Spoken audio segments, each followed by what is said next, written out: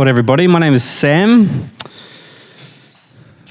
It's nice to be here and not be kept at home with the water. I wonder if we can get Psalm 93, or the main chunk of it, up just to start with. I wanted to start with a question, which is, I wonder how the psalm makes you feel. Maybe just in generally, but also in light of what's been happening in the last little while. It's been a really chaotic week, and obviously we've alluded to this already. It feels like at the moment, as soon as we get over one thing, we kind of get hit with something else at the moment. And this last one was quite a big hit. And some of us have been really, really affected by that. So I wonder how you feel when you read something like Psalm 93, where it's saying stuff like, the Lord reigns, he is in charge, he's clothed in majesty, and it's all this good stuff, and you're thinking, yeah, but also life feels really complicated as well. So I wonder how that sits with you, and I don't know about you, but it kind of sits with me in some funny ways sometimes. But I think that might be the point. So, I was stuck in Australia because I couldn't get back because of the airport last week. So I was just witnessing this flooding from a distance, and I was seeing images of bridges being washed away and cars floating down the road. It was crazy to me. Businesses being destroyed and animals in risk. And I couldn't believe it was real, and my heart really went out for my country and my city as I realized that this was another really big thing that we were going through. It was extremely chaotic and distressing, and it was a big wake-up call that our infrastructure just basically couldn't handle it. And then we've got something like this: the Lord reigns, and he is majestic, he is strong, and he is bigger than all of the floodwaters. And I don't know about you, but it feels like we got a new definition for the word biblical every single day in the news, which is exciting for someone who's into theology. But there are lots of tired people here, I'm assuming. And I think it'd be fair to say that, largely based on the weather, after a really hard 2022, a lot of people are feeling like they didn't even really get a break. So we've kind of got that kind of going on at the moment. And then you come to church, right? And we have the audacity to read you this psalm, that the Lord reigns, the seas have lifted up their voice, lifted up their pounding waves, the Lord reigns, which is a ballsy and insensitive move from St. Augustine's A Week On. But here we are, and it's in the Bible, so we've got to be able to know what to do with it, right? So, I'm not sure how you guys hear psalms like this. But I think how we hear them is really, really important. And if we give a quick glance through this Psalm 93, is a whole load of statements about how great God is, how he's robed in majesty, how he's strong and mightier than everyone else, and how he reigns over the whole world. And sometimes what I hear in that is just something that sounds, quite removed from actual life, like a bit abstract. It's like, okay, so the Lord reigns and he's strong and in control and mightier than the sea. Got it. It's like, suck it up and believe, right? And so it can seem really removed from the actual stuff that we go through, and we've got to find a way to bring them both into the same picture. And it's not that I don't agree with the sentiments. I do agree with these sentiments, but I just sometimes have to remind myself, sometimes I don't immediately know why we have to say it or read it. It just seems a bit abstract and out there. Why do we need to say these things about God? And also, I think, because my formative teenage years were in the early 2000s, I hear this in a particular way as well because of that. So I don't necessarily hear bold theological statements coming from Scripture. When I hear stuff like this, to me it sounds like Kirsten Dunst, specifically Kirsten Dunst from the movie Bring It On from the year 2000. You know what I'm saying? It's like a go God cheerleading psalm, right? You're mighty, you're strong, be aggressive, be aggressive. That's what it sounds like to me. And I don't really know why we have to say it. And it sounds like we've got this cheerleading psalm, a way of pumping ourselves up in the face of adversity. But I think what we need to do is actually that thing, where we need to hold this psalm up and real life and keep them in the same frame. We need to actually bring them together and wrestle with them together. I think that's the point.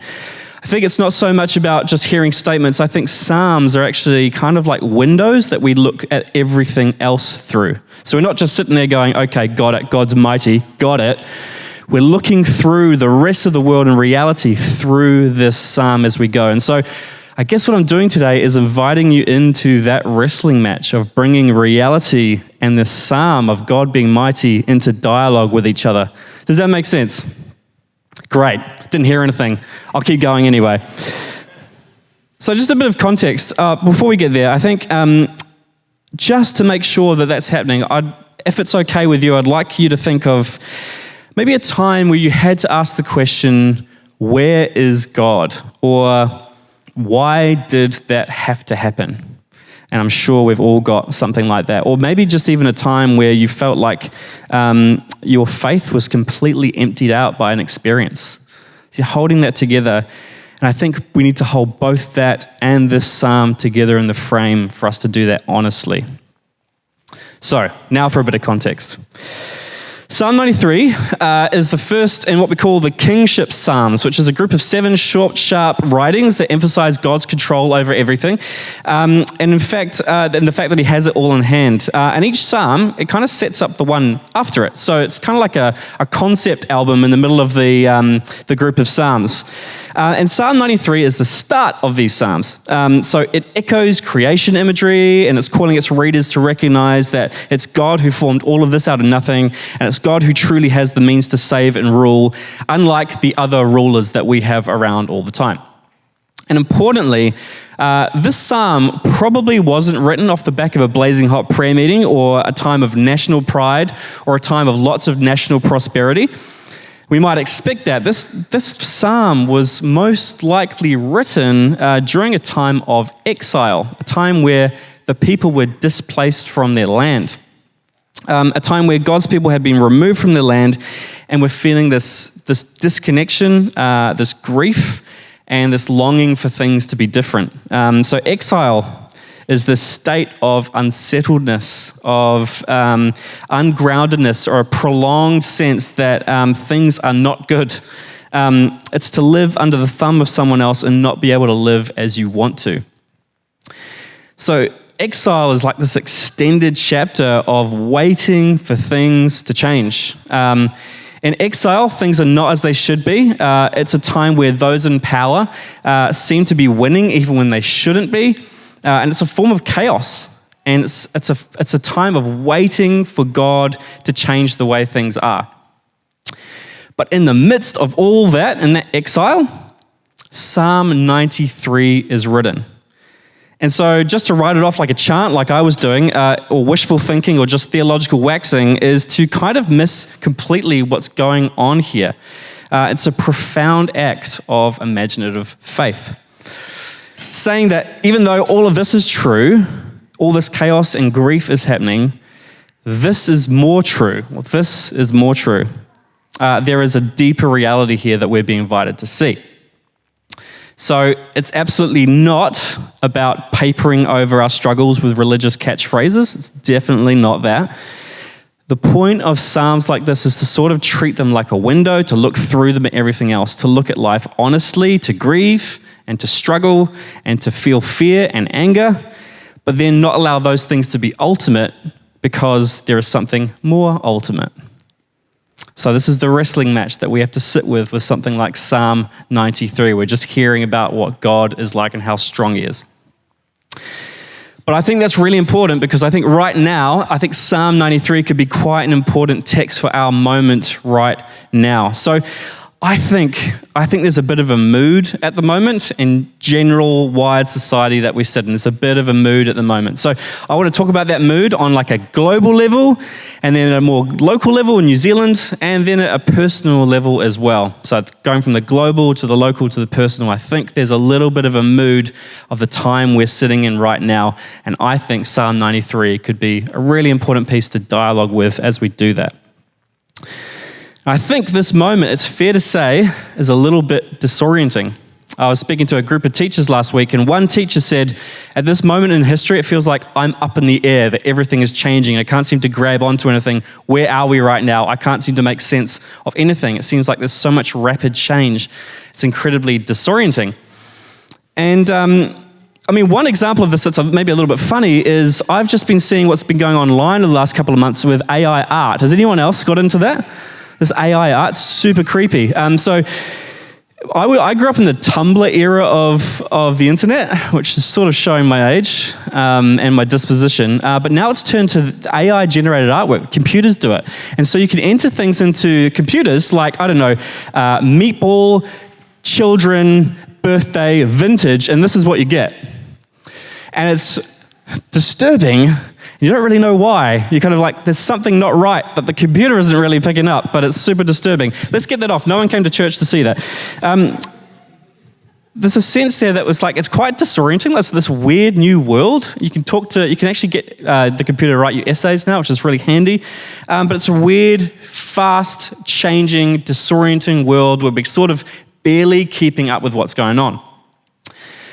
And there's a bunch of different things going on as well. It's bizarre. We're seeing sort of a war between Russia and Ukraine online in real time, where you can actually watch drone footage of aerial strikes and then like really live stuff around trench warfare between Russia and Ukraine. It's bizarre. This sort of entertainment thing going on with what's happening over there. We're seeing, I guess, continued fragmentation geopolitically as this dream of globalization, of sort of holding hands across the world, singing Kumbaya, it's a small world after all, is definitely seeming to crumble. And it's interesting, you think about the last year's Top Gun sequel, for all its flashy callbacks to the glory days, it's this strange movie that's wrestling with the fading global power of America and how things are changing there. And it's a really interesting sort of catch point in the way that the world is changing in its thinking. Commentator Lionel Laurent says we should be calling our time the realistic 20s, not the roaring 20s, the realistic 20s. As we see interest rates cripple real estate and new currencies and investments, which will affect all of us at one level, and the EU is spending millions to try and replace the Russian natural gas, and we're going to see things like alliances being based on energy rather than sort of shared principles. So it's this weird time where on the big global scale, things are changing at a really fast rate. And we're probably going to be pushed into something like the realistic 20s, where we're going to have less money, we're going to have less freedoms, and less ability to just follow every whim and freedom that we want to. A cultural commentator, Peter Zion, says this, if I can get the next quote up. During the past 7 decades, as a percent of the population, fewer people have died in fewer wars and fewer occupations and fewer famines and fewer disease outbreaks than since the dawn of recorded history. Historically speaking, we live in embarrassment of riches and peace. All of these evolutions and more are tightly interwoven, inseparable, but there is a simple fact that is often overlooked. They are artificial. We have been living in a perfect moment, and it is passing. The world of the past few decades has been the best it will ever be in our lifetime. Instead of cheaper and better and faster, we're rapidly transitioning into a world that's pricier and worse and slower, because our world is breaking apart. And later on in the book, he says, what we all think of as normal is actually the most distorted moment in human history. That makes it incredibly fragile, and it is over. So I don't want to be a prophet of doom. Happy Sunday. But I think it's important to notice that things have been really good, and we've been able to enjoy a certain expectation or narrative for how our lives were going to go, and we can't actually fall back on that in the same ways we used to. The world is changing really fast. On a global level, it's super unsettling.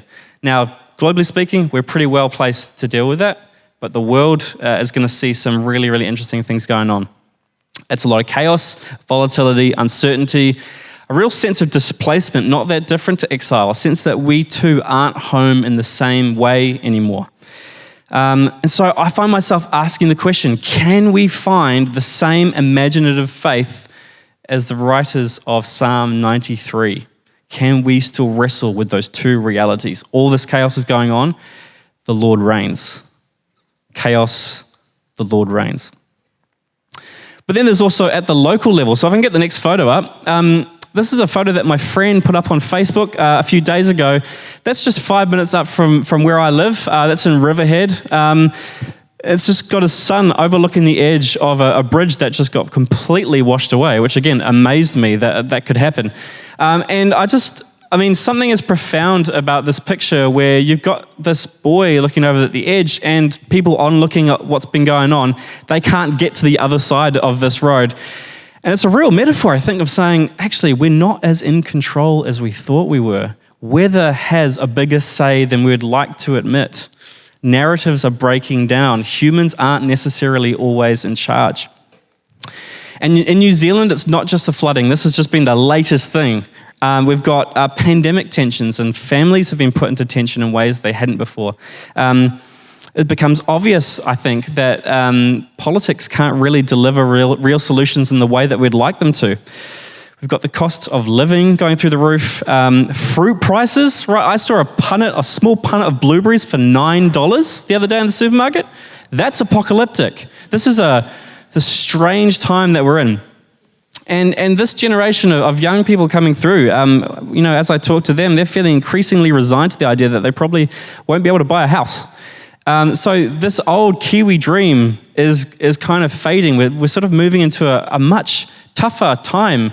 The realistic 20s is affecting New Zealand in some really obvious ways, I think. And so that's the local level. So that's globally, it's feeling tense. Locally, we're feeling these changes as well. And then personally, I think this is all kind of filtering down into the way we can often view the world, which is we are building a new sense of the future, I think, that's not as optimistic as it once was. I got a text from a friend a little while ago as we were talking about this. We were talking about hope. And she said in this message, there's so much information out there now, so you're super aware of all the injustices at work. It wasn't until a family member told me she was pregnant last week that I realized I wasn't excited about the future at all. With mortgage and rising interest rates, lack of travel, inflation, and all the other big things like climate and war. And as I read that text, I thought, that is not an isolated sentiment. That sort of sums up the mood of how people are feeling as they're looking at all these changes, which feel ominous. And again, at the start of the year, I saw this tweet on Twitter. It's very similar. She says, so real talk, is anyone else burnt out in a way after the past 3 years when now the future feels like a void of futile nothingness? With high cost of living, high risk of costly illness and disability and ongoing climate crises, the new year feels empty for this single person. And again, I think that kind of picks up on the mood. There's this sense of the world is changing and it doesn't feel like it's going in a good direction. I think for our young people especially, this is affecting them in some pretty profound ways. And so it can actually feel like despair. So again, I wonder how Psalm 93 makes you feel when you read it. The Lord reigns. He is mighty. He is stronger than the waves and the voice of the waves. He is mighty. He's strong. He's clothed in majesty. Again, how does that make you feel when it's put into conversation with reality? It should be a wrestling match. I think actually, for all the doom and gloom that seems to be spouting out of my mouth this morning, this is a real moment of opportunity for us as the church, because really, our stakes and our confidence were never supposed to be invested in those narratives. We've got a real opportunity to say, yeah, all of those things, they were fragile and they were fleeting and they could have never have delivered what we say the kingdom of God could. Actually, we've got a real opportunity to say there's a stronger narrative that will not let you down. I think we're at a real moment of opportunity where we get to show what faith really means in the light of chaos. So I don't think it is doom and gloom. I think it's just a moment for us to pause and think, where is our confidence? Where is our confidence? And really have to wrestle with that ourselves. German theologian Jürgen Moltmann says, when we get into moments like this where we're having to wrestle with our faith, there's kind of two major temptations that human beings tend to fall into to try and solve these problems. It's either despair or presumption. So if I can get that one up. So what he means by presumption is that when we fall into chaos, we feel anxious, one of the first things we try and do is to solve every single problem and believe that we can solve every single problem. That's within our ability to do that. And he starts to unpack what that's looked like through different nation states and how they have tried to grab life by the scruff of the neck and make it perfect for devastating results. So human beings often fall into this. We try and solve all the problems even though we can't. But then often when we come up against this, we fall into the second temptation, which is despair of nothing can change. There's nothing I can do. I just have to sit back and take it, and life will never get better. So again, I wonder which camp you sort of fall into. I'm definitely the second one. I'll just start to get real down and out about stuff and fall into despair like there's nothing I can do. But I think faith is different. Faith and hope are different to both of those things. It's not presumption. We're not taking it by the scruff of the neck. We're joining in with God. And it's not despair, because we know that the story that we're part of, the true story of history, has a really good ending. So it's a moment of opportunity to show where we sit with that. So again, I wonder where we all sit with Psalm 93. I think this moment that we're in right now is confronting us with a very simple truth that we have to learn over and over. And it's very simple, and it feels embarrassing that I have to learn this over and over. And that is, God's in control and I'm not. Weather and global markets and the failing of globalization and the restrictions on our lives are actually just showing us that despite all our efforts, we can't make the world we want it. Tragedy strikes. We have limits, and stuff happens to us, and sometimes we don't know why. So we have to start asking the question, I think, not why is this happening, but who is this God on the throne that we speak about in this psalm? If he's really in charge and he's mighty and he's clothed in majesty, like it says, what is he like if he's so in charge? And can we trust him? It turns out that in the most surprising of twists, it turns out that God uses this power by giving it away. He doesn't stand in the way of death, but gives himself up to it so that not even death or pain or any kind of suffering is separated from God. He's taken it all up into him. So you could say that every exile has ended. Something that Psalm 93 was straining towards in faith. Every exile has ended. All alienation is overcome because God has joined himself to it. He's used his power to reconcile himself, not just to the admirable and the beautiful and the respectable parts of life. He hasn't just joined himself to that, but he's also joined himself to the tragic and the painful and the chaotic. He's joined himself to anxiety and despair and collapses and losses. None of it is lost to him.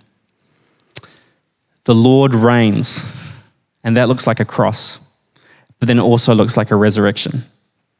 Nothing can separate you from his love. So actually, this is what we participate in. When we're dealing with Psalm 93, if we take this psalm seriously, we're participating in this kind of hope, where even when the worst stuff happens to us, it's not wasted on God. We're not separated from him. We're actually engaged in a deeper reality. Who do you trust? That's where the wrestling match starts. And so we stand at the beginning of a year in a world coming to terms with an uncertain new chapter that all of us are caught up in. And we can look all of this chaos in the face, I think, and we don't have to pretend it's not there or suppress it or be consumed by it. This is actually where genuine faith begins. And none of us get to master this ever, but we do get to grow in it. Feeling this chaos, having to let things go, grieving things we were counting on, admitting things that we thought were givens in this life just sometimes aren't. And then trusting that there's someone on the throne, someone who has it all in hand, and it isn't us. I think we're asked to see that at the center of reality, it's not a set of impersonal rules and forces, but or causes and effects. It's a personal being. And this is an abstract. Yesterday I stood at a memorial for a baby that lived less than 2 days. And we listened to a Nick Cave poem that repeated the line, "Such things shouldn't happen, but they do. And the Lord reigns."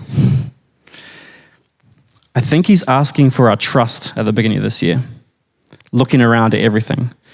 And I wish I was better at taking Psalm 93 seriously and learning to trust like that. I really do. I'm sort of daunted by this as well. I can't help imagine, though, what it would look like to be part of a church that was also watching these narratives and watching these narratives fold and fall and showing that we trust in a deeper reality, that to not be surprised when these systems and dreams fail, that in fracturing, we would be a place that commanded unity together. And times of scarcity would still be a community that's generous. When we experience loss, we still know the gratitude of what it means to walk alongside each other and what it means to hold someone else up when they go through this hard stuff as well, and being their strong person for times where they can't do it. I wonder what it would look like if we went in that direction, as we know what's sort of coming on the horizon. One of my favorite writers, Frederick Buechner, said this, and it doesn't sound anything like this abstract grace that we might imagine. Psalm 93 actually is incredibly personal when we understand that through Jesus. And so he says this: the grace of God means something like, here is your life. You might never have been, but you are, because the party wouldn't have been complete without you. Here is the world. Beautiful and terrible things will happen. Don't be afraid. I am with you. It's beautiful. So I guess we enter into a time of communion and prayer. I want to invite you into this wrestling match yourself. I don't think we're just asked to believe this like a robot. I think we're invited to look through it into the world and wrestle with it. And I know in this room we have a massive collection of life experiences, of griefs and tragedies and frustrations and ways that you feel that God may have let you down, that life hasn't gone the way you thought it would. We've all got that, but we've still got to put that in conversation with the Lord reigns.